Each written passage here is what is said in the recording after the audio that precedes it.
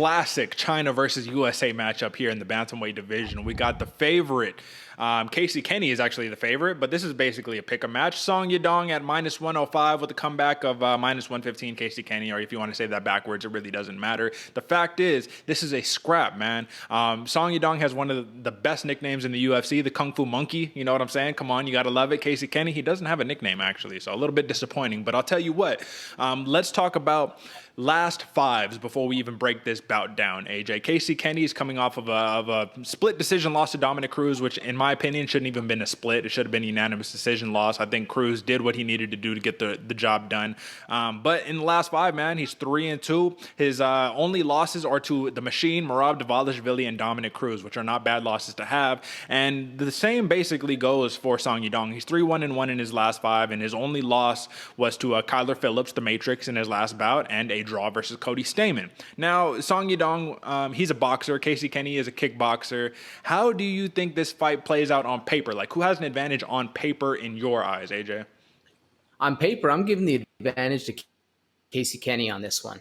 I think he's a little bit more technician-oriented. Song Yadong literally just walks down his opponents full force, never takes a backward step. The one thing he does have is an absolute granite chin. So you got to be careful about how Song Yadong does. I'm actually expecting Casey Kenney to kind of control the action, put the pace on Song Yadong, walk him down, look for a ground and pound finish or takedown. What do you think? How do you see it going? Well, I would agree with you. I would say that this is kind of similar to the Casey Kenney versus Haley Alatang or Alatang Haley matchup where he just kept moving forward zombie style and Casey Kenney put a beating on the man. The thing that really is the X factor for me in this matchup, AJ, is that Song Yadong seems to fade as the fight goes on and Casey Kenney gets better as the fight goes on. This is only 3 rounds, man, so I think it's going to be a really hard-fought 3 rounds, but at the end of the day, someone has an X factor and an additional X factor, an additional trick up their sleeve that the other one doesn't.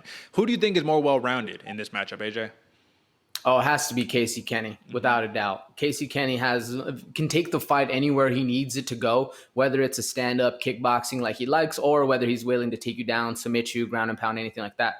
Or at least we haven't seen Song Yadong do that in any sort of way. What I do have the sneaky X factor for Song Yadong, though, he has this very sneaky counter strikes coming back at you, as well as a very nice flying knee that he can hit basically at a jump. So if Casey Kenney's looking for, got the alligator arms out and he's looking for a takedown, Song Yadong's gonna be coming up with a knee right up the middle, and those are always dangerous when you're a wrestler. No, absolutely, absolutely. So I agree with you, man. That is definitely a little hidden gem for Song Yadong. But the other one is that this man is only 23 years old, right? He's younger than both of us. He's been an MMA professional since 2013, since the age of 15 years old. Casey Kenney is over here. He's around 30 years old, man. So youth is on the side of Song Yadong. He's got a nation behind him. He's got a lot more hype behind him than Casey Kenney does. I think personally, because, right, Casey Kenney he's an American, you know what I mean? And in America, we got so many prospects that it's like you kind of get just hidden underneath there. But for Song Yadong, there's very few legit Chinese stars or Chinese real legit prospects in the UFC right now. So with all that backstory aside, AJ, I do agree. Casey Kenney, he has a 1.1 takedowns per fight, man. So he could definitely get it to the ground if he needs to. But the tricky part here is both of them have over 50% takedown defense, man. So I think that we're probably just going to see a kickboxing match. And when it comes down to a kickboxing match, we already basically spelled it out, folks. Song Yadong is going to be tough rounds 1 and 2, but round 3 is going to be the difference maker. And in a 3-round fight, that's oftentimes how it goes. Now, do you think that strength of schedule, before we give our picks on this one, are going to play into a factor, or even stance? How much do you take stance into consideration before we talk about strength of schedule? Excuse me. Casey is a southpaw.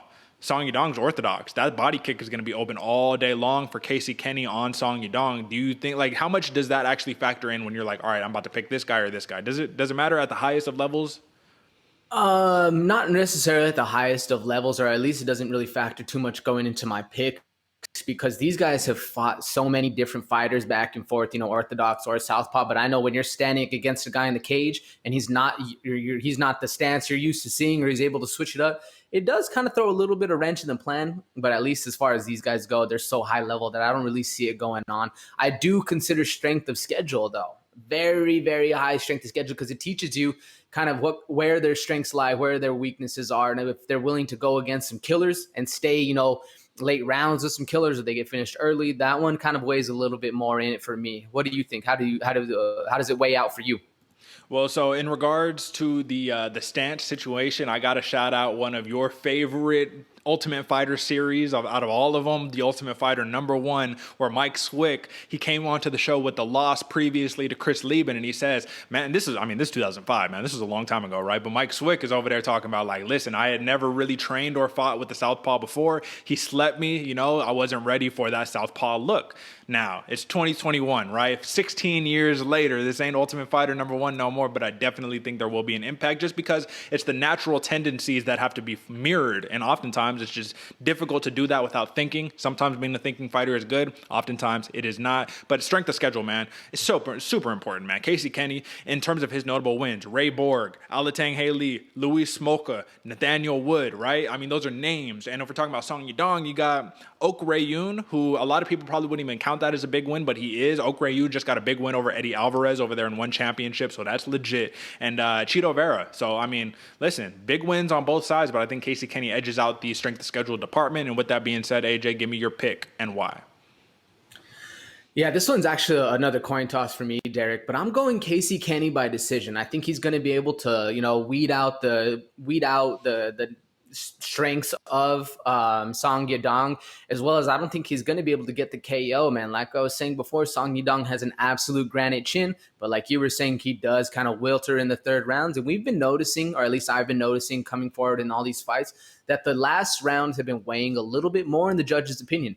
I don't know if that's good or bad. There's a whole discussion about that, whether it's a whole fight or whether it's round by round scoring. That all thing plays into effect. But I'm going Casey Kenney by decision. I think it's going to be a grind out fight. I think this one's going to be a lot of fun going forward. Who's your decision, Derek, and why?